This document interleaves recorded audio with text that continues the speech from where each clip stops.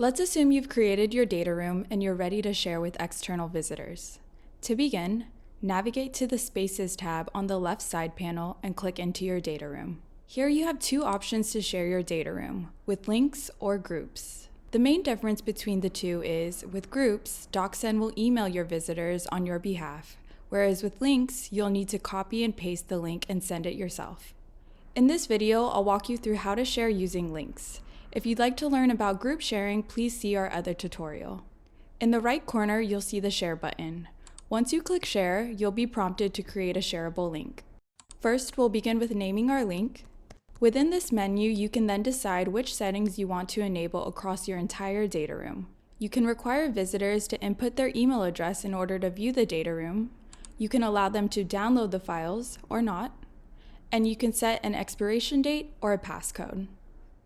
Within our advanced features, which are included in the Advanced Plan and the Advanced Data Room Plan, you can customize access controls, which allows you to set a restricted list so that only specified viewers can enter, or a list to block specified viewers, for example, someone with a competing domain.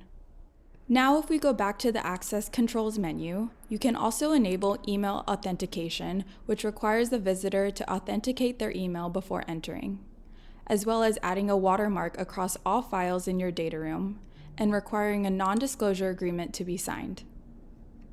Now let's go ahead and create our link. At this point, you can copy the link and send it to a visitor, or you may want to add additional permissions at the file and folder level. To do this, navigate to the permissions on the left side. Here you'll see the lock icon to the right of the link we just created. Within this menu, we are now looking at all the files within the data room associated to the link we just created. Here I can choose to not show specific files, or you can set granular permissions at the file and folder level. For example, I'd like to add a watermark to the financials folder for an extra layer of security. And I'd like to allow downloading for the About Us file. Now we're ready to save. To show you the power of creating multiple links, I'll create another one with different permissions so you can see how the experience can differ based on the link you share with your visitor. For this link, I will allow downloading across the entire data room, and I will remove the non-disclosure agreement. Now we have two links created. If you'd like to see the true experience as an actual visitor, you can do that with an incognito tab by copying and pasting the link. However, if you'd like to preview the link and bypass all of the permission requirements you set, then you can click the eye icon here. First, we'll preview the Coconut Homes link. If you recall, I've required visitors to enter their email address when they first enter, but I'm going to bypass this for now since I'm viewing it through the preview option. And you'll also see that they are able to download all of the files within the data room.